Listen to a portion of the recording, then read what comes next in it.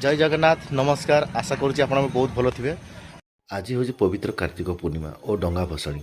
देखिपे केते डंगा आज भसा होटी डेरी शुक उठला बेलू बहुत सका हेले भी बहुत देवगढ़ लोक मैंने आसी आमर ये गौरी बंधे विभिन्न प्रकार साजसजाणी डंगा गुड़ा भसुँच आपण में देखु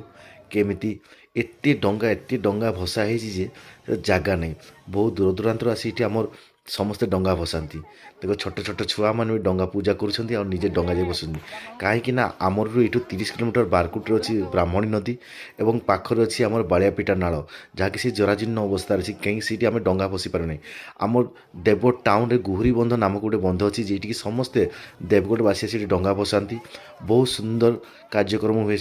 देखो केते डंगा भसी पिला माने चुंबक रे डंगार पैसा काढ़ुंट आउ केते छोट छोट छुआ माँ भौणी समस्या विभिन्न प्रकार सुंदर सुंदर डंगा भसुँच।